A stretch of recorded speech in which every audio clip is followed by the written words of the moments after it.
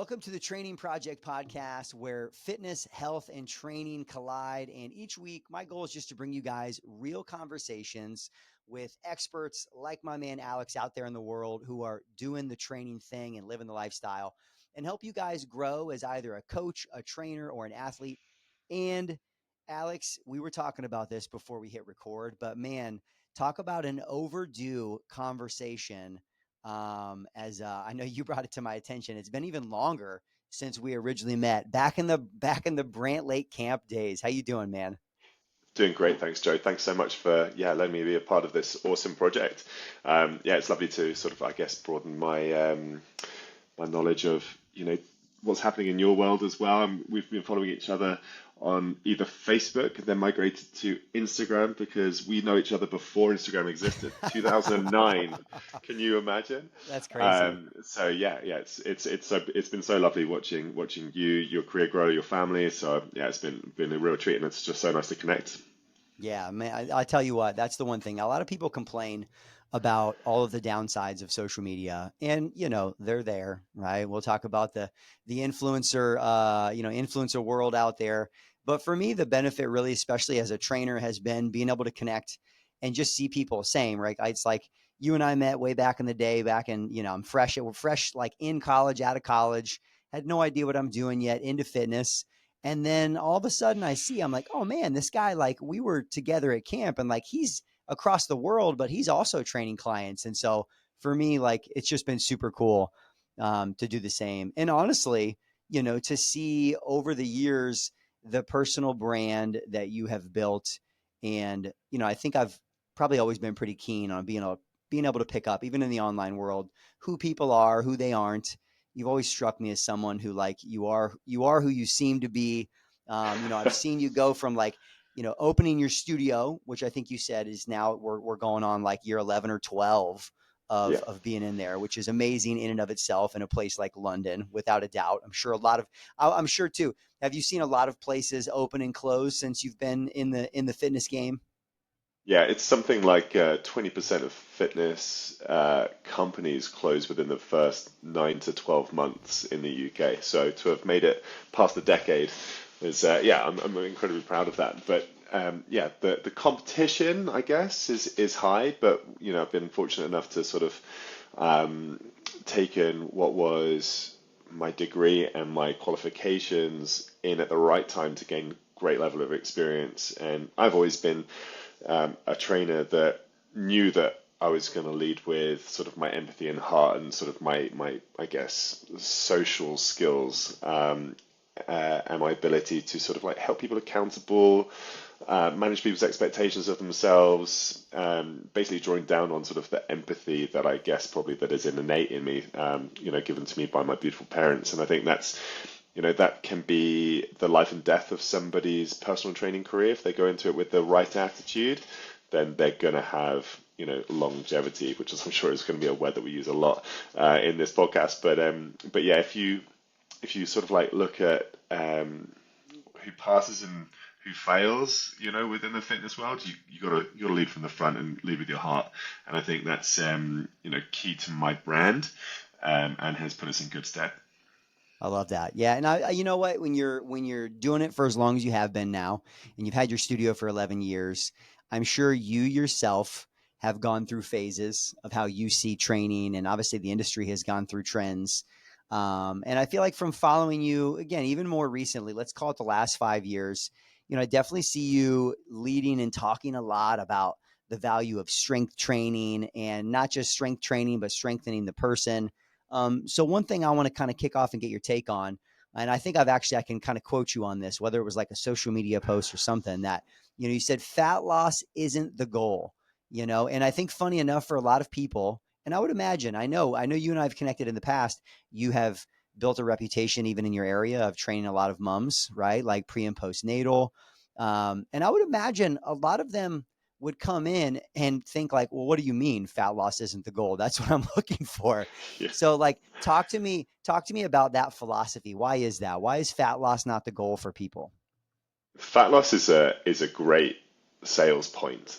Okay, everybody knows that sort of if you and I both had a penny or a cent for however many times you hear a prospective client say, I want to lose weight and tone up, we'd be very wealthy men, or as wealthy as we are, I would imagine.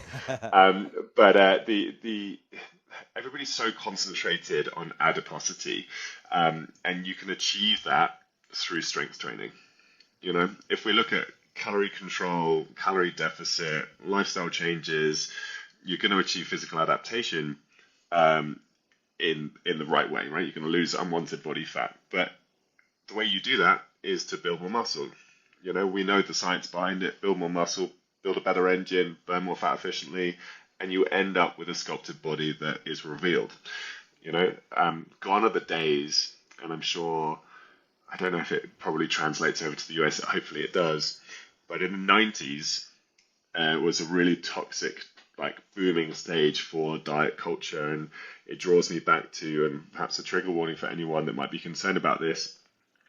Kate Moss was famously captured in an advertisement, I think, that aired on the TV saying nothing looks as good as skinny feels. And that was sort of like the caption that sort of marketing and branding agencies just loved, because it was like, let's be skinny, let's like be a size zero, X, Y, and Z. And I'm Yeah. still finding today the late 40s, early 50s clients are still torn psychologically apart by that one phrase. Is like, I need to lose weight to be healthy and fit.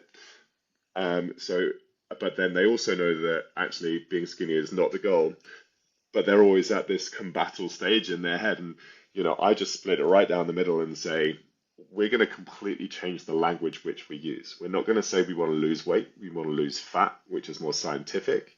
Therefore, to do that, we need to build a better engine, which is to build more muscle. Um, and just talk facts and say science, and just you live and breathe that.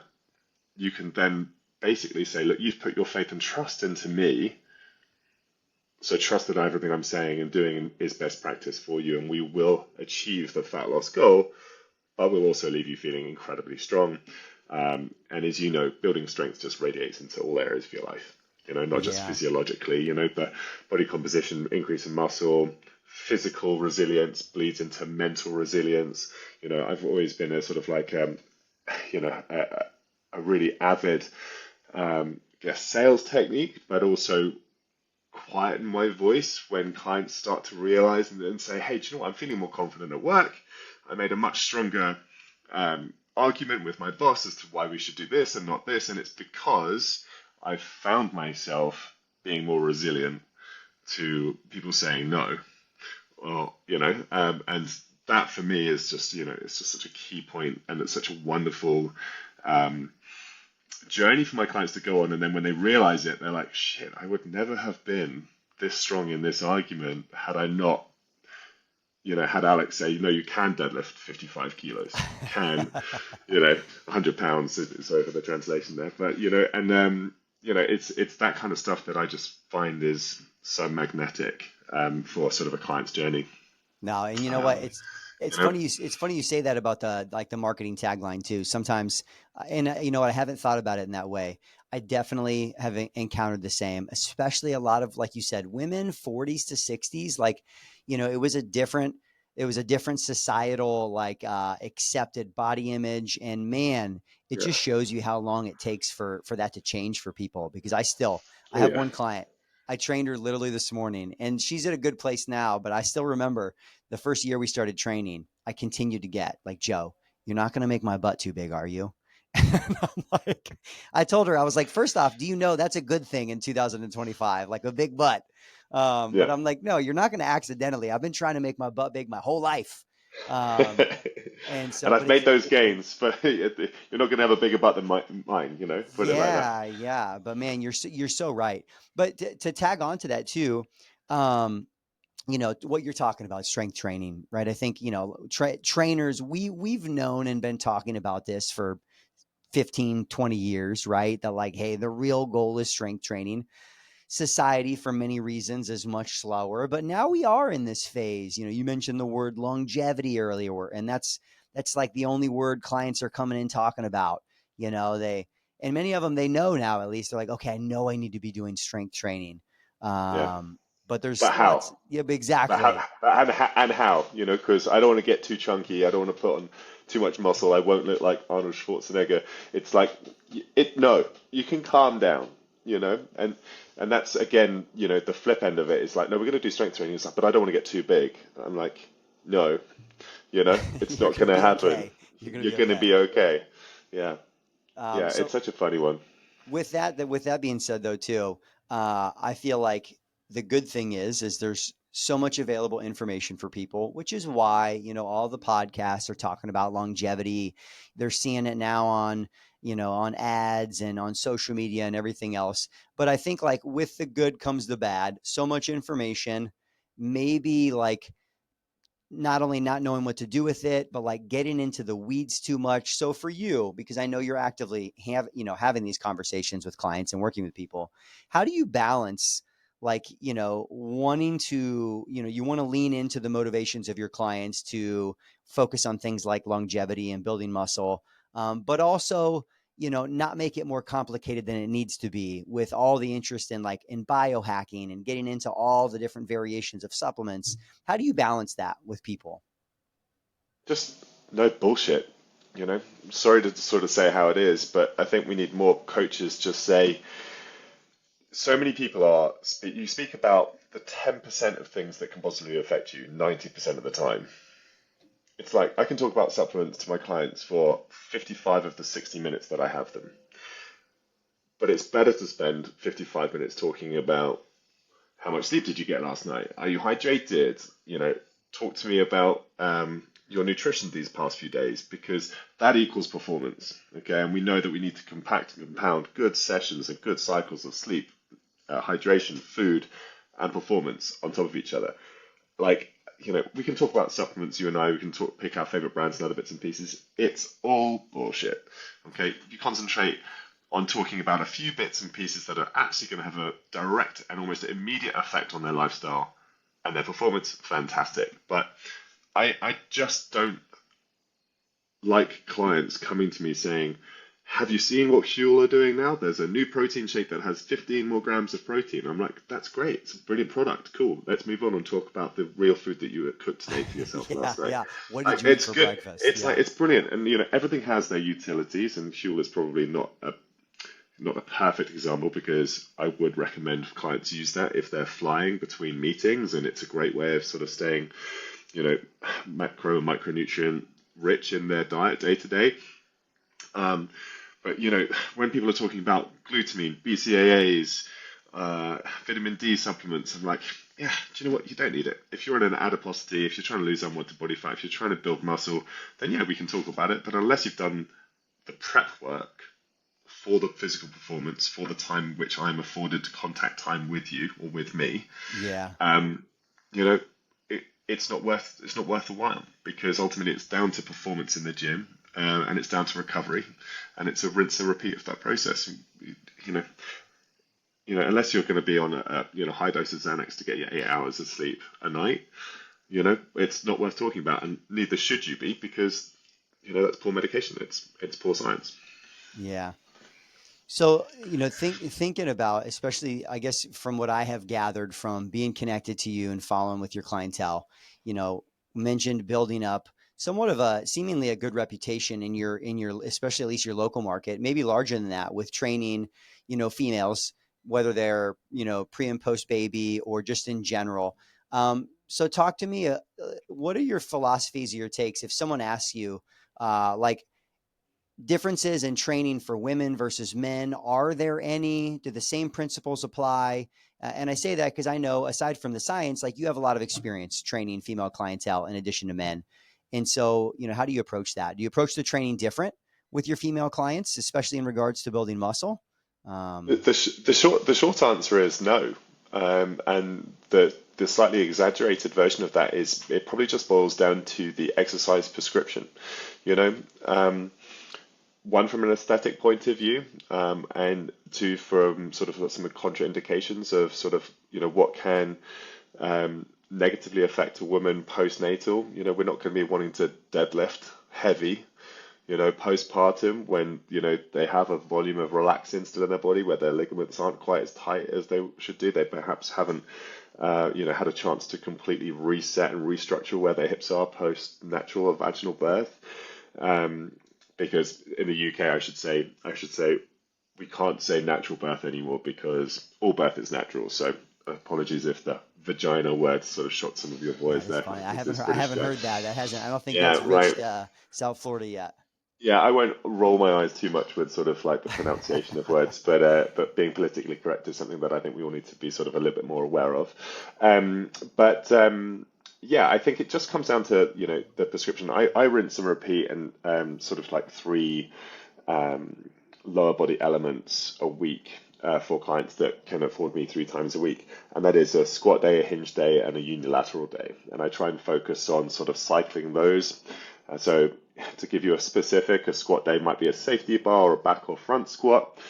Hinge day is always a Romanian deadlift or a stiff leg deadlift or variant of either dumbbell, barbell. Always normally with a hip thrust element there. And then the third day will be Bulgarians, so unilateral work or a reverse lunge, heavy reverse lunges. Sort of just trying to build a bit of sort of both dynamism, um, sort of interest, and it's also Yeah. sort of great to sort of like, as an experienced coach as well, you want to keep an eye on any imbalances. So, it's a great test to go back to a bilateral day after a unilateral day to see if the work that you've done has helped any postural changes and imbalances that we have seen either through years of inactivity, injury, or just a one-side dominance. There might be something that's there from sort of like a sprained ankle as a 14-year-old boy or girl, has redeveloped the way that we walk and operate. Coaches will see that and sort of be able to correct those imbalances. So, that's really what it boils down to. I think, I would concentrate on those same lower body movements for men as well. And as we know, if we program lower upper body sessions 2, 3 times a week, we're hitting multiple muscle groups multiple times a week and seeing that progressive overload sort of happen quicker for our clients. So yeah, I typically start pretty much both men and women on a lower body compound movement and then develop, a second half of the session into an upper body push, press, vertical, horizontal, Yeah. or pull, row. So, it's simple programming, but it's a good question. Male versus female isn't too different. But if we're looking from a standpoint past just the anatomical sort of physiological benefit of programming like that, aesthetically, you know, RDLs, great. Bulgarians, great hip thrust, great. You were saying your 60-year-old client is worried about getting too big a booty. They're going to be have to doing like a lot of volume on those exercises multiple times a week to sort of see significant muscle growth to give you competition at least, Joe. Um, you know, with that the dunk in your ass. But yeah, I think it just boils down to that really. Yeah. And how And I the think value I, for men as well. Like, sorry, if I just jump in, like a lot of men are now sort of attending run clubs, so and like pursuing a lot more athletic, sporting competitiveness, like your high roxes and yep. your volleyball clubs, your running clubs, X, Y, and Z. So it's great to have that lower body focus or lower body centric focus through exercises like the ones I just stated, because they all bleed back into being able to run. Um, and I can, if any of my clients come to me and say, listen, I just want to get a big chest, shoulders, and arms, it's like, great, cool. We'll focus on those, some as sort of accessories to the fact. But you also are an athlete and you also want to run. And if we're talking about longevity again, that beautiful umbrella term, greater thigh muscle equals more balance. Greatest risk of early death is a fall. The prevalence of dying, so something was it? Am I right in thinking that if you're 70 years, between 70 and 75, if you break a femur or a hip bone, the prevalence of you dying within the next 5 years goes up by 70%. Oh yeah, I'm You know, sure. It's so huge. so like let's keep people athletic, and keep their thighs and glutes strong. I like that. And I like that you're talking about like the hinge, squat, lunge. Like I think hopefully for those who are listening to the podcast and as you guys listen to more episodes, you're going to be like, man, everyone talks about like all these trainers are talking about movements in this way. Cause I think a lot of, again, as many courses and trainers that I've learned from and programs been on, realize that a lot of the great coaches, or at least those that are doing it long enough, end up keeping it pretty simple based around like squat, push, pull, hinge, lunge, all these movement patterns. My question for you, because I think this is really good insight for either the enthusiast or the newer trainer who's listening. When you're talking about some of those major movement patterns, you got a new female client or a male client come in. How long? Like, give me like number of weeks. How long are you keeping some of those movements consistent versus how much are you changing them? Like if you're going to do a Bulgarian split squat in their first program, are you doing a Bulgarian split squat 1 week and a reverse lunge the next, or are you keeping it consistent for a little while? Like how do you Yeah. approach it? So I approach sort of any new client that's coming in sort of fresh off the bat, like always known I've wanted to learn how to lift weights. Now I'm in a financial position to do so. My kids have now sort of like, they go to school on themselves. They can walk themselves to the bus stop, X, Y, and Z. I have that hour back in the morning. I now want to learn weights. Um, I say to them, okay, great, cool. Um, the next 6 weeks, which you're seeing me twice a week, are not going to feel like a gym session or a sweat. You've now entered Alex Marks's On Your Marks, which is my brand, Mhm. academy. And each session, we're going to learn a brand new skill. And you're going to graduate from a complete novice to real strong skill level within this hour. And if we're lucky, we might, based on sort of your exercise history or your ability and sort of what you do know, we might be able to do 2 exercises. So I want them to build an arsenal of fantastic skills and to be able to deliver them on repeat to me, because then we can get into the nitty gritty, right? The contact time can then be increase the intensity, focus on your technique to a point where actually you're confident for me to be able to say, right, you and me, we're going to set up a barbell, we're going to go and do Romanian deadlifts. Okay, cool. What were we doing last week? 40 kilos, fantastic. It's on the bar, and go. Teach me. What do you think? How did that set go? Use the mirror, which is the most valuable piece of equipment in the gym, in my belief, for your own feedback before I give you mine, so that they're constantly learning that actually they're capable of doing it themselves. They have the Yeah. skills to then go into the gym in their non-contact time and do it. That should be, I believe, all of our coaches' goals. They shouldn't be reliant on us. Okay. Some clients are more skilled than others and pick it up straight away. Some clients, take 6 weeks to sort of feel really confident in the hinge, and that might be again through sitting on their ass for, you know, 12 hours a day for the last 5, 6 years, right? Yeah. No posterior chain. They've got no ability to find that anterior posterior pelvic tilt, right? And I see that, I'm seeing that with clients of mine at the moment. And it's enjoyable for them because they're learning how their body can move, which is great. Um, so I've sort of gone off track there. Can you remind me where we started with this Yeah, yeah, conversation? no, I think I feel like I gather what you're saying, which is like in the beginning, the first Oh, yeah. 6 weeks, you're like, I just want to teach them the same moves and get them really good at it. Yeah, exactly. And I think once you've got that, then you can look and focus on increasing the technique, change the tempo, the frequency, the volume, the sets to reps strategy, the ratios, etc., like that in unit. And that's all the fun. Like that's how I believe most coaches should do it. And actually, if there are any coaches out there that are looking to, you know, sell a product, a group academy, whether you're doing small group personal training classes with 6 or more, that's a really wonderful place to start a business because, you graduate people, making them eligible for a class where you as a coach can be the entertainer and not a skill expert, you know. Yeah. Yeah. And then that puts everybody sort of in the thing, wow, listen, I'm graduating, they're back at school. And that's where, Academy and Axiom can, I'm sure testify to that. Yeah, that's cool. Well, for you too, are you familiar? I'm not even sure like what the business and brand still is, but there's going to be a reason I ask you about this. So I promise I'll make it make sense. Are you familiar with Grindhouse? Grindhouse there is in London, Yeah. right? Yeah, yeah. It was started by a couple of guys from Barry's Bootcamp.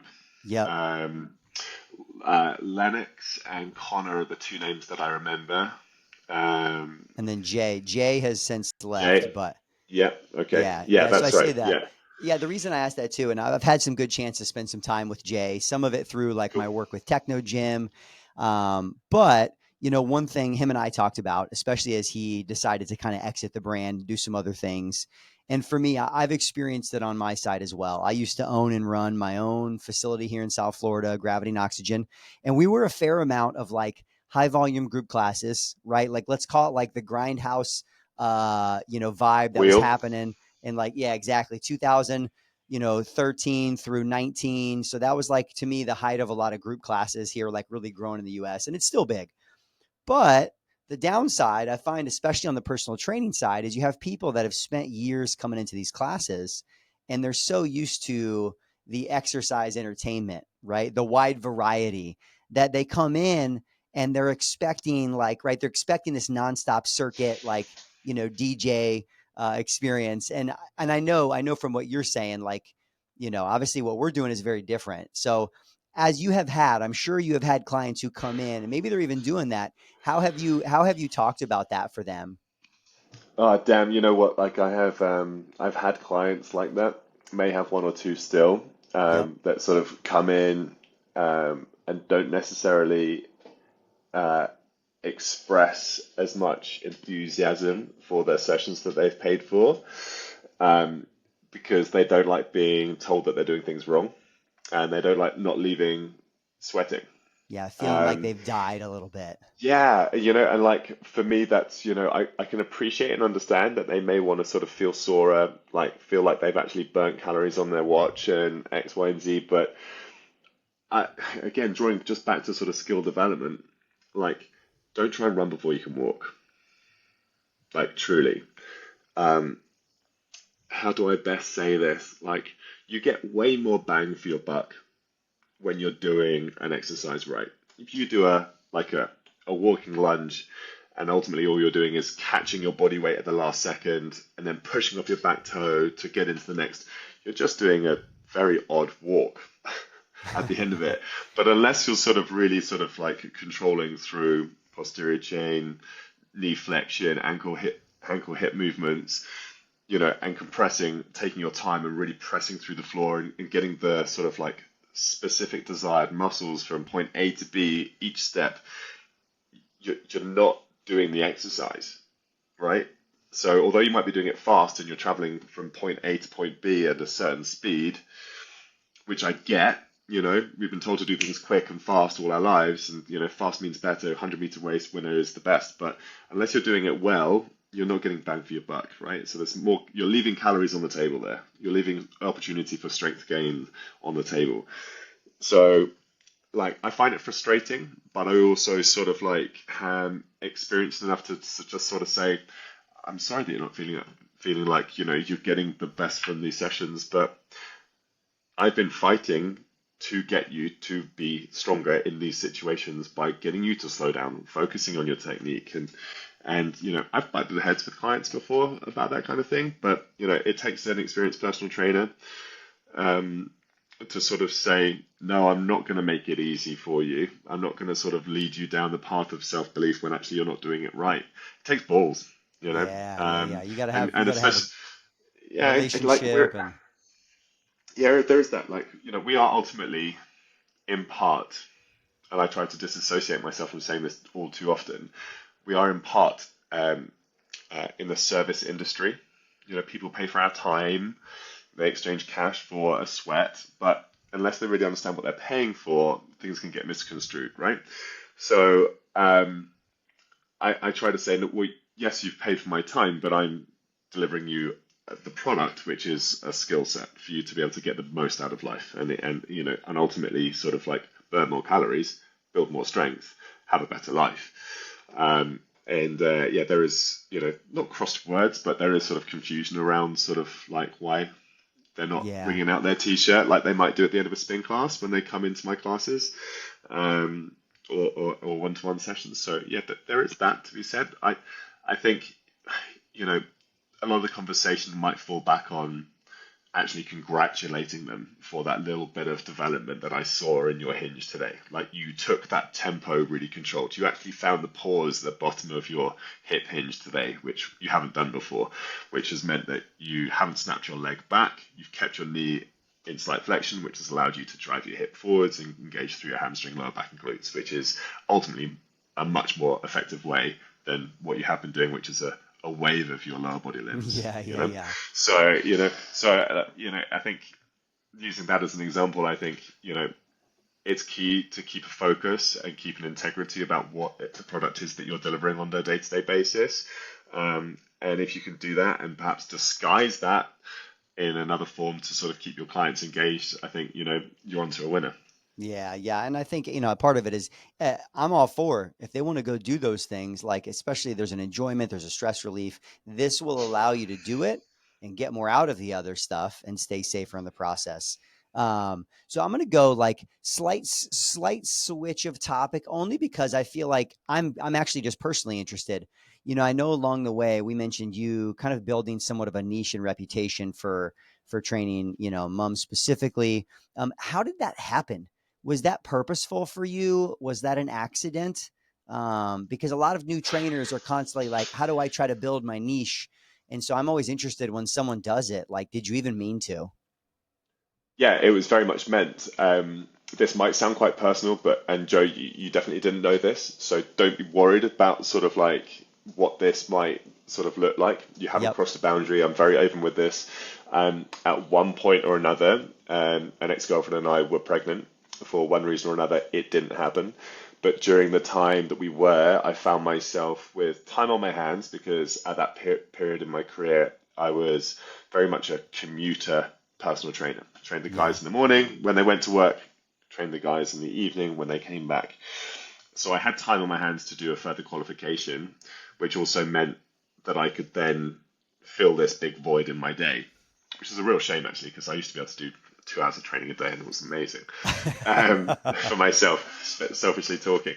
Um, but that qualification was a very simple, at least initially, pre and postnatal qualification. And that enabled me to assess and deliver personal training to pre and postnatal clients or antenatal clients. Um, and it was in part therapy to me because of what didn't happen, but also I'm probably the most broody non-parent personal trainer man in London, perhaps globally as well, because I just love kids. I've burped, fed babies whilst mum is learning how to, engage their TA, in a, anti-rotation dead bug, on a 6-week progress. So like I've been able to, be a part of that and made a sort of a bit of a name for myself in that section of the world. It's a very female-dominated world. And I saw a sharp decline in clients when the digital world caught up to me and personal training female influencers started to sell online programs. Yep. Um, and well done to them because they're all fantastic. There's certainly a few that I know personally or sort of lost contact with a lot of them now because they're all obviously busy being mums and entrepreneurial. But they are able to connect with a lot of women on the digital front who are often time starved, um, low on energy, and can have a real sort of first-hand experience of another mother sort of guiding them through that process. Where I've had success is that, perhaps you will sort of hopefully this rings true for you and many other of your clients and trainers listening. There's no substitution for human interaction. Definitely. I've said that all the way through COVID. I actually didn't double down as many trainers did on the digital world during COVID because I was very much sort of just believed that actually my product is better sort of received in person for the micro movements that clients don't realize that they're doing, but need to see firsthand, and that might mean that my hand is on a thigh or a knee or a X, Y, and Z. That kind of rhymed. Um, so yeah, I'm sort of like equipped to be able to help women pre and postnatal, the exercise boundaries, the contraindications, they all, um, it's very routine, but the beauty of having somebody in the room guiding you through that is that you're actually learning how your body can move, not just what it can do at that stage. Yeah. And for a lot of people, it might be a regression on something that they're used to doing. Um, and it just fills the mother and I guess radiated the family with confidence that people are going to get back to where they want to be and perhaps exceed their own expectations of what their body's capable of doing in some cases. So Yeah, yeah. that's awesome. I can definitely say I feel like early on in my training career, I was kind of fearful. Like I mostly because like, when you're newer, you're like, man, I just don't want to hurt anybody. I definitely don't want to hurt someone who's like carrying a Yeah. baby or, but now having had the chance to work with a fair amount of women, also to go through and see my wife go through it, who's also a trainer. It's awesome, right? It's so great. To your point too, like, having the little babies, like growing up, like in the gym, Yeah, dude. with It's mama super working cute. out. It's so cool. That's so cool. Yeah. It's Um, really cute. Was it yesterday? I've trained a husband and wife, Nikki and James. If you're listening to this, this is out to you. Trained Nikki through both pregnancies, um, and their youngest has just started to talk and is now walking down the street. And every tall person that they see, I'm 6'7" for the camera. I'm 6'7", 201 centimeters. Every tall person that Ollie is now seeing in the street says, Alex. Alex. And they're like, no, no, that's not Alex. So I'm like, when Nikki told me this yesterday, I was like, wow, man, I'm having an impact. And That yeah, is it's the just cool. It's just best. sweet. I mean, it's gooey from me, but yeah, no, it Yeah. is. It's very nice. It's very nice. And, from a business perspective, you know, a small investment in my time back then, which has obviously sort of like been multiplied with a few other qualifications because of personal injury, but also makes business sense. For those that are looking to tap into a market, and guys, specifically if you're a coach, go out and do the qualification. Really look into it because, like Joe said, and I will echo what you said as well, you're scared of doing something wrong and hurting a mum, and I understand that. You know, um, you shouldn't be because the body is, amazing and Oh yeah. Totally. phenomenally, adaptive to, strength and external stresses. So there's very little that can go wrong unless, really it's hereditary or something that is internal, and you're not going to be doing burpees at 6 months or 7 months or nine Yeah. months, it's just not Yeah. physiologically possible. But it's just a great qualification to do, and it breaks down that barrier of, you know, should women exercise during pregnancy? Absolutely, they should. To the degree that they feel like they're physically capable under good guidance, even better. You know, and there's also that male-female divide. I don't know if you've seen this online, but there's blue jobs and pink jobs. Have you seen this thing online? I Like, have. Yeah, yeah, yeah. right, yeah, like pre and postnatal personal trainer is definitely a green job, right in the middle, or a purple job. What does pink and blue add? Purple. How do you make that color? But yeah, for sure, 100%. I would thoroughly recommend male or females, coaches, up and coming or pre-existing, to go and do a qualification and explore that because it's very rewarding, Love not just that. from a business perspective, but also up in here. Just being around the families. No, man, that's awesome, man. Well, yeah, and you know what? Because there's another topic, especially from following you in the last couple of years. There's definitely one thing I want to talk about. So I'm going to take that. I'm going to close our pre and postnatal Alex bucket What's there. that book? Yeah, we'll Cool. close that book and kind of move into another. We talked earlier about longevity. And I think one of the other major, I think trends really just, I would say not the US, not the UK. I think it's internationally, mostly because I spent some time in Asia and the Middle East in the last couple of years. And I see it there as well. The interest in fitness experiences, paired with like travel and people. Maybe it's because, and I'm gonna, I'll kind of talk a little bit about what you're doing, and I think you'll have good perspective on this. My take is maybe, again, the time all of us spent during COVID, lack of interaction. I feel like people are more interested than ever in health and fitness, life experiences, like being around people, doing great fun things maybe they never would have done. And so I have just seen this massive growth in experiential fitness, from high rocks and races to even much more so like what you've been doing with and I'm going to mess up the name here, surf beer yoga, right? I'm just kidding. Yeah, no, you're right. You're right. No, you did mess it up, and it's always that order that it gets messed up in. Dang it, I knew it. And normally because people like it in those three order, in that order, right? They like Yeah, the yeah, surf, it's they like the it's beer, and then yoga is the afterthought. But it's not, it's Surf Yoga Beer is the that's name of the it. company, which is founded by my close friend Mantas Venus, who was the former master trainer at Soul Cycle, and his wife, he and his wife, who've just moved to Florida, actually, not too far from you, I believe. They are now CEO, COO, power couple. absolutely phenomenal people. But the business was born by Mantis, where a few of his friends, he wanted to take them surfing, and then he was sort of just sat on the beach after day two of this like friendship thing. Was like, dude, I should be doing this all the time. And it was on a beach in Nicaragua, which is kind of like our HQ, our original place, and it's a place where we have yoga, teaching, month abroad, a classic surf yoga beer trip, and another, it's like a non-alcohol one. But we are hosting in 2026 36 different trips or 36 different weeks away. And we've grown the beast to, we just had 250 people in New York celebrating our gala.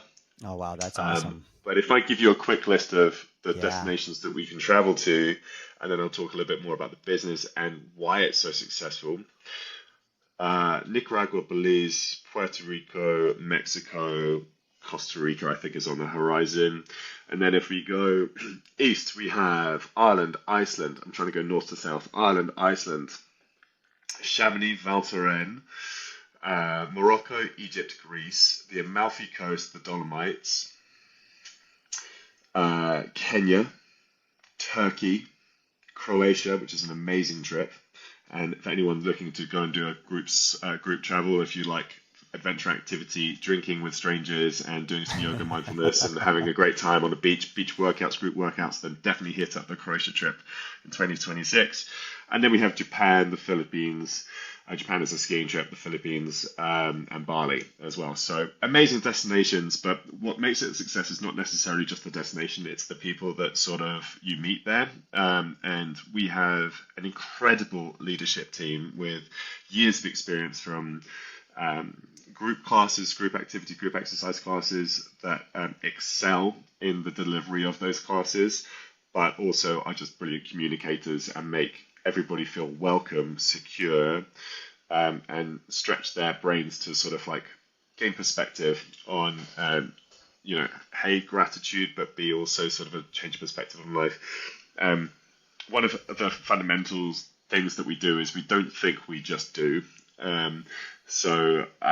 Joe, where do you end up if you take 4 right-hand turns? 4 right-hand turns. Right where you begin, Yeah, okay? right where you're at. You go right where you start. So we encourage people to turn left every now and again. So that might be a case of accepting a shot when someone buys it for you instead of rejecting it. You know, it might be having the conversation with somebody that you wouldn't normally talk to in a boardroom because they might not be your person. It might be trying a different food in a market. It might be doing a selfless act for somebody that you wouldn't normally sort of like look to sort of get anything back from. And it's sort of like an incredible environment and a mixing pot of people that are busy, hardworking professionals that just want to have great experiences with great like-minded people, go to destinations that they wouldn't otherwise go to, and just feel liberated from sort of their desk. And to do that in all those destinations with cool people is just a phenomenal business model. And it's the best community I have ever been a part of and have ever actually witnessed. To give you some perspective, a close friend of mine now, he came onto the Croatia trip and we take a boat from Dubrovnik to our little island, and that's a really lovely half hour for me as the coach and the guy that sort of ticks your names off the list. Like, it's a great opportunity for me to sort of get an understanding of who's the loud guy, who's reaching into the beers first, who's sort of passing them out, and who's the quietest. And on that boat trip on day one, there was a gentleman called Logan who was quiet. He was at the back of the photos. He was sort of hanging on the edge. He was sort of half letting his face show.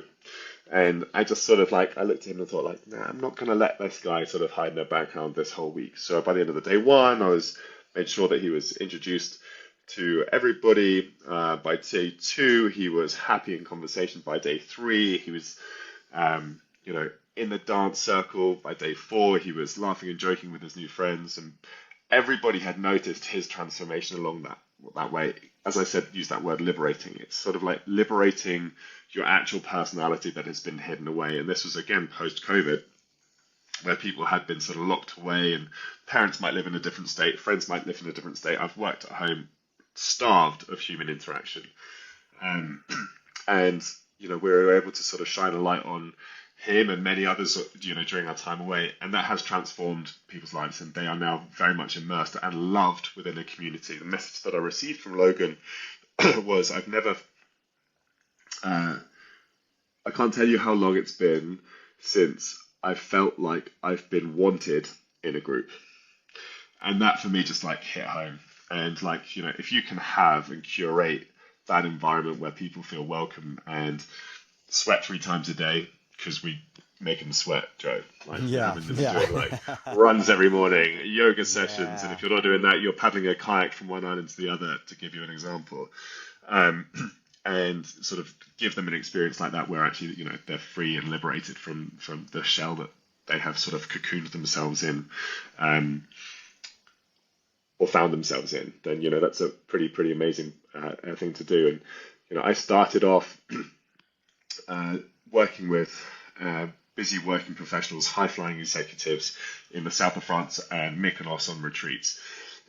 And I found that all these best practices they weren't able to keep up with when they returned home into their relatively very busy, hectic, toxic lifestyles.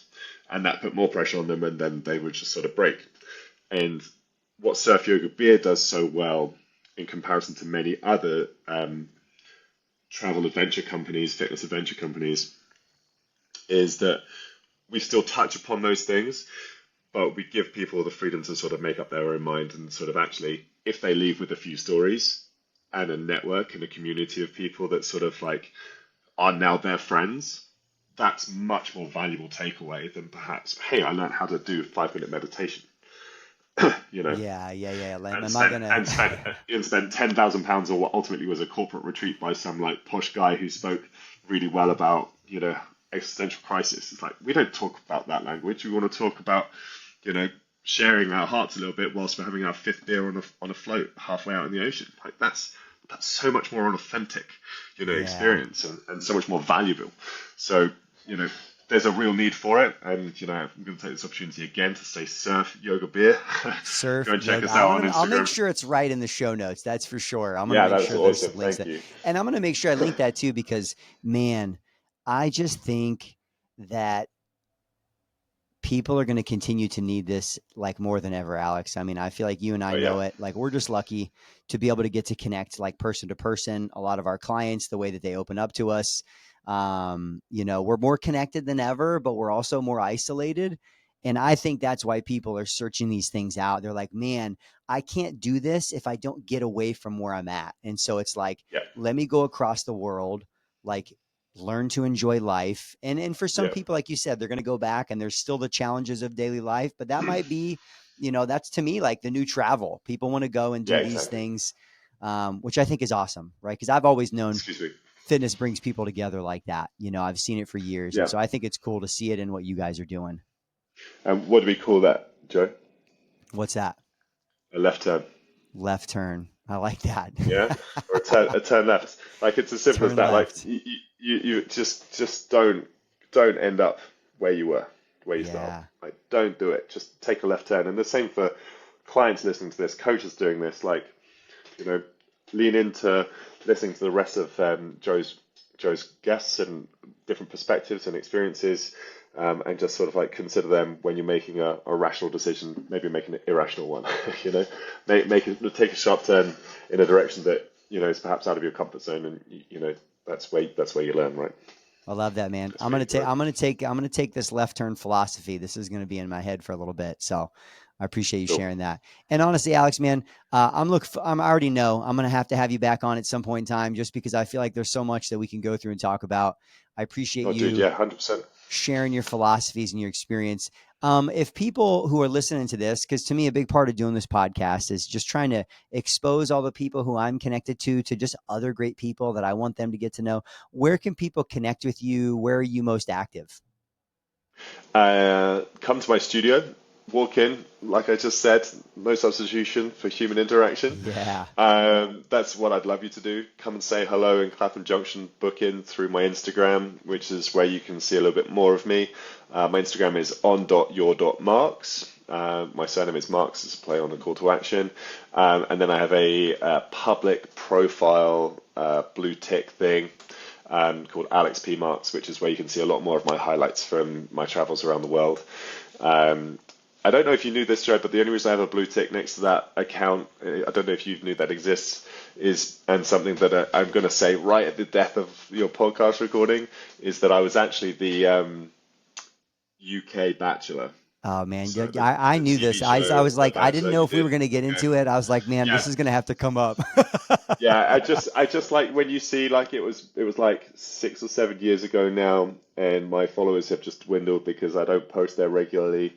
Yeah, But just if anyone's like, how's this? Has he paid for his followers and his blue tick? It's like I ages ago something happened, and I've been losing them ever since. But that's why you'll see 10 likes underneath a post instead of the possible that's all thousands. right. I But can tell you right yeah, now. come find me. Come and say hello in London. I'd love for anyone to connect. And if you don't see me here, maybe we'll see you around the world with one of our surf yoga beer trips.